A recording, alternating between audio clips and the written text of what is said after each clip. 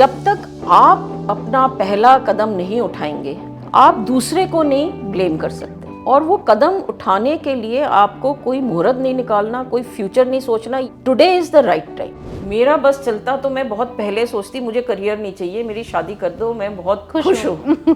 पर आपकी उम्र में तो मैं इतनी कॉन्फिडेंटली शायद घर से ही नहीं निकलती। तो आपको देख के भी मेरे को लगता है देखो कितनी काबिल है ये लड़की। जो मैं आज हूँ उसका सारा मैं ध्येय अपने पिताजी को देती हूँ और अपनी माताजी को देती हूँ, जिन्होंने कहा कि नहीं, पढ़ाई करो और करियर करो।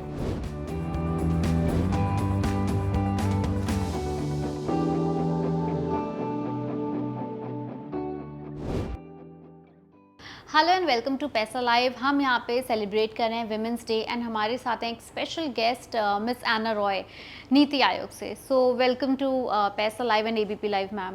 Thank you for having me और a very very warm welcome to all the viewers. Thank you so much ma'am. Ma'am हम वुमेंस डे सेलिब्रेट कर रहे हैं एंड ऑफ कोर्स आपके साथ तो हमें इंटरेक्शन करना ही था बिकॉज आप नीति आयोग पे वुमेन एंटरप्रेन्योरशिप प्रोग्राम लीड करती हैं। सो मैम इस प्रोग्राम का जब गठन हुआ था, जब ये शुरू हुआ था, तो इसके पीछे मेन उद्देश्य क्या था और किस तरह से आगे बढ़ रहा है? तो 2017 में एक बहुत बड़ा अधिवेशन हुआ था इंडिया में, जो कि भारत सरकार ने यूएस गवर्नमेंट की सरकार के साथ मिलके किया था।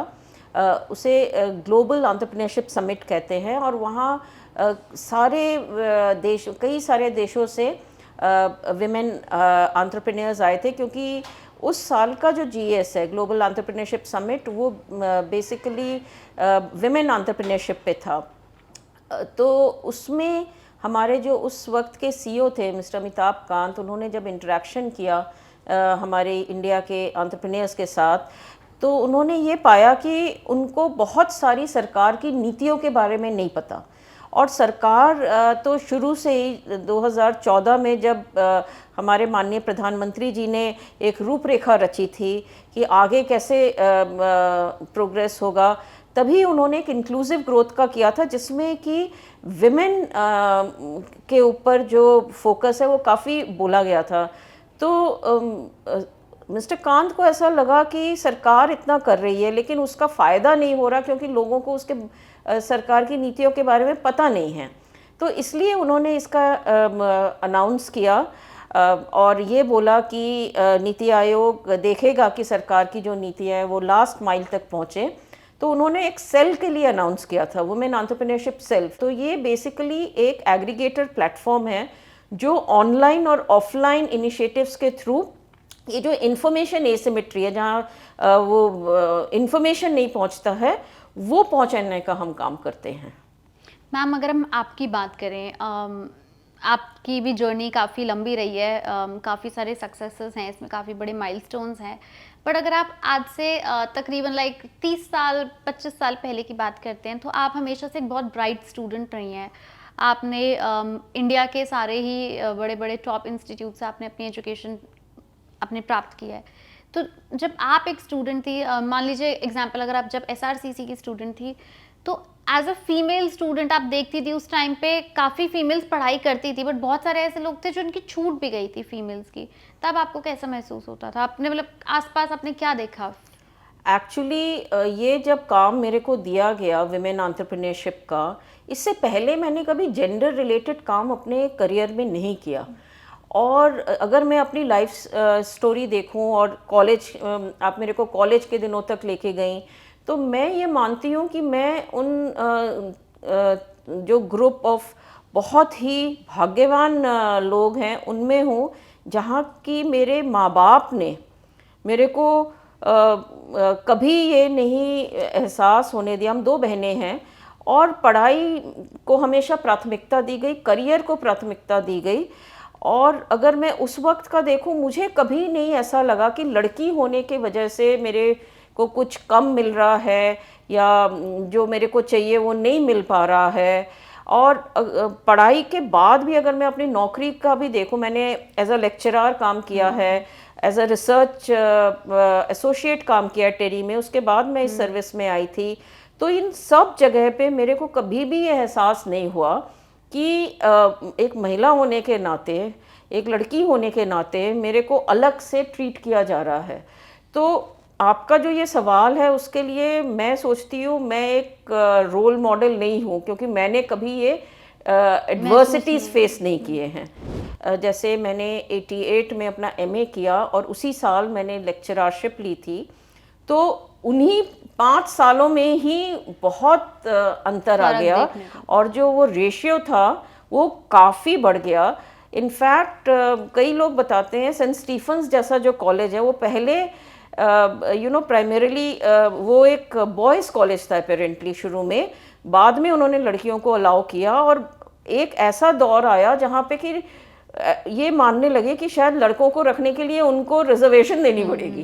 तो लड़कियां तो ऑब्वियसली आप चाहे स्कूल में देख लें, जब आपके सीबीएसई के रिजल्ट्स आते हैं, कॉलेजेस में देख लें, तो वहाँ तक तो लड़कियों का काफ़ी बड़ा वो हो रहा रहता है रेशियो में। उसके बाद जो है उसमें गिरावट आ जाती है, जैसे नौकरी में हुआ या एंटरप्रेन्योरशिप में हुआ, वहाँ हम देखते हैं वो रेशियो थोड़ा सा गड़बड़ा जाता है।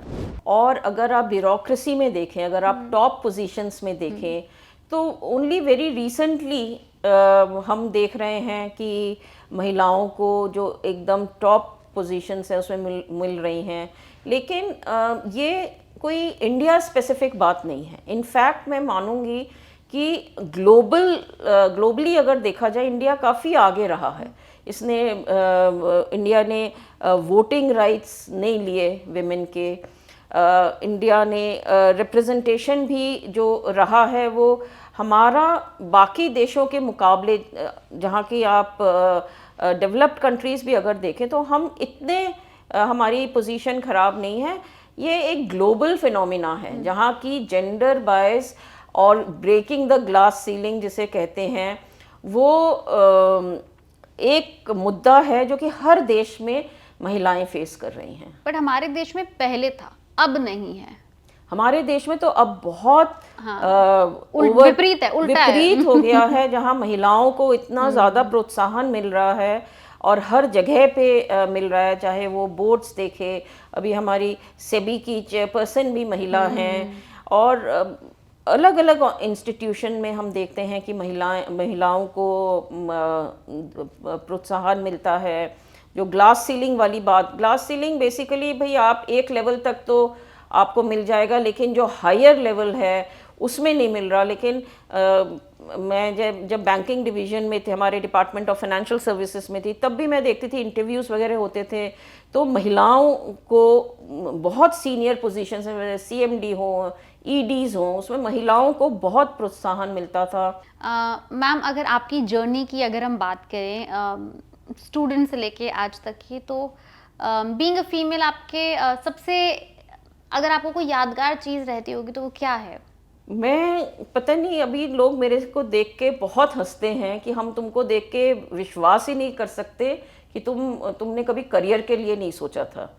जो मैं आज हूँ उसका सारा मैं ध्येय अपने पिताजी को देती हूँ और अपनी माताजी को देती हूँ, जिन्होंने कहा कि नहीं पढ़ाई करो और करियर करो। मेरा बस चलता तो मैं बहुत पहले सोचती मुझे करियर नहीं चाहिए, मेरी शादी कर दो, मैं बहुत खुश हूँ। तो लोग काफ़ी हंसते हैं जब मैं उनको ये बताती हूँ, लेकिन मेरे को इसको मानने में कोई शर्मिंदगी नहीं है कि एक वक्त में जब मैं कॉलेज वगैरह में थी तो मेरा यही ध्येय था कि भाई शादी हो जाए। और तब सहेलियों की भी शादी हो ही रही थी, हो चुकी होंगी शायद पहले। नहीं, ऐसा भी नहीं था। मेरे जो सहेलियां भी थी उनका भी धीरे धीरे ही हुआ। तो उसमें तो मेरे सारा मैं क्रेडिट अपने पिताजी और माताजी को देना चाहूँगी। असली स्ट्रगल आपको देखना है तो उन महिलाओं से पूछिए जो कि बहुत ही मुश्किलों का सामना करके यहाँ आए हैं। तो इसलिए मैंने आपको कहा मैं एक अच्छी कैंडिडेट नहीं हूँ आपको बताने के लिए कि महिलाओं को कितनी परेशानियों का सामना करना पड़ता है, क्योंकि मुझे सब कुछ इट्स ऑल अबाउट अपॉर्चुनिटीज़। और जैसा कि मैंने कहा, अगर मेरे माँ बाप ऐसे नए धारणा के नहीं होते तो मेरा आज ये करियर नहीं होता, मैं आज आपके साथ बैठ के ये बात नहीं कर रही होती। तो ये इकोसिस्टम का खेल है। जो हमारी किस्मत होती है, जहाँ हम पैदा होते हैं, जैसे लोग हमारे आसपास होते हैं, उसी से हम बनते हैं। मैम अगर मैं आपसे प्रोफेशनली पूछूं कि आपकी शायद कोई प्रोफेशनल इंस्पिरेशन हो, या जैसे अगर हमारे देश में अगर हम देखते हैं कोई महिला हैं, कोई बिजनेस वुमन है, या कोई पॉलिटिकल वुमन है जिनको आप अपनी इंस्पिरेशन या जिनको आप देखते हैं कि हाँ she is a strong woman, I like her, ऐसी कोई मेरे लिए तो आप भी बहुत अच्छी वुमेन हो, जो आप आई हो, अपने इनिशिएटिव लिया है। तो मेरे लिए कोई एक रोल मॉडल नहीं है। मेरे साथ जो काम करती हैं लड़कियां, यंग गर्ल्स, मैं उनको कहती हूँ तुम्हारी उम्र में तो मेरे से बात ही नहीं होती थी। जो आपकी उम्र है, आपकी उम्र में तो मैं इतनी कॉन्फिडेंटली शायद घर से ही नहीं निकलती। तो मेरे लिए तो आपको देख के भी मेरे को लगता है देखो कितनी काबिल है ये लड़की। तो मैं आसपास देखती हूँ जो कोई भी लड़की कुछ भी काम कर रही हो, काम मेरे हिसाब से कोई छोटा बड़ा नहीं होता। मैम वुमेन एंटरप्रेन्योरशिप प्लेटफॉर्म, आप काफ़ी टाइम हो गया इसको, तो आपने इतने सालों में कोई एक ऐसा बड़ा चैलेंज देखा, या फिर कुछ ऐसे चैलेंजेस जो आमतौर पे होते हैं कि आपको लगता होगा कि हाँ एक ये चीज़ है जो हम काफ़ी सारे केसेस में देख रहे हैं, ये मुश्किल हमें आ रही है महिलाओं को आगे बढ़ाने में, मतलब कुछ तो एक ऐसा जगह होगी जो अटकता होगा डेवलपमेंट, वो क्या है एक चीज़? देखिए, एक तो ऐसा कुछ नहीं है, लेकिन फिर भी अगर मेरे को आप कहें एक बताइए, मेरे हिसाब से वो एक चीज़ ये है कि उनको सही इन्फॉर्मेशन सही वक्त में सही सिस्टम से नहीं मिलता। तो अगर आप मानिए आपने एक, और ये मैं आपको ये बता दूं, ये सिर्फ गांव का या छोटे शहरों का प्रॉब्लम नहीं है। जो लड़कियां इवन मेट्रो में हैं, उन्होंने हमें कहा है कि अगर हम बिजनेस चालू करना चाहें तो हमको नहीं पता लगता कि इस चीज के लिए कहाँ जाएं।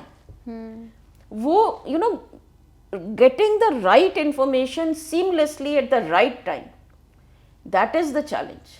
जैसे सरकार में लोग मिलने आते हैं मेरे से, मीटिंग होती है कुछ भी उसमें, तो मैं उनसे कहती हूँ कि देखिए सरकार में भी या कॉरपोरेट में भी, if you identify the right point for taking your work forward, कि भाई इनसे बात करेंगे तो ये राइट पर्सन है, वो ढूंढने में ही हम घूम जाते हैं। तो that is the challenge in my view, whether in entrepreneurship, in professional life और एनी फील्ड।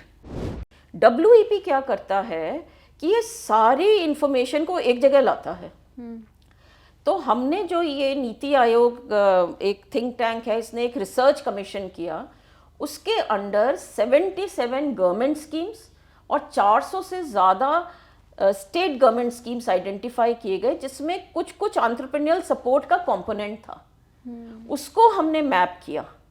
अभी तक किसी ने ये नहीं किया। फिर वो मैपिंग के बाद हमने ये देखा भाई कौन से गैप्स हैं, कौन से एरियाज हैं जिसमें सरकार की स्कीम्स नहीं है। उन एरियाज के लिए देन अब हम उन मंत्रालयों को अप्रोच करेंगे, कहेंगे कि देखिए ये हमने पूरा मैपिंग कर लिया है, हर मिनिस्ट्री का कर लिया है, हमको ये लग रहा है ये गैप एरियाज हैं, इसमें आप फोकस कीजिए। तो वो काम अब हम कर रहे हैं। तो पूरा जो इकोसिस्टम टाइप है या पूरा कॉन्टिन्यूम ऑफ सपोर्ट है for the entire journey of a entrepreneur, उस पे हम फोकस कर रहे हैं।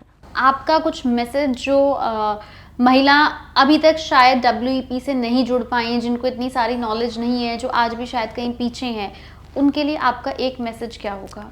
मैं ये कहूँगी हर महिला को जो ये देख रही हैं कि जब तक आप अपना पहला कदम नहीं उठाएंगे, आप दूसरे को नहीं ब्लेम कर सकते।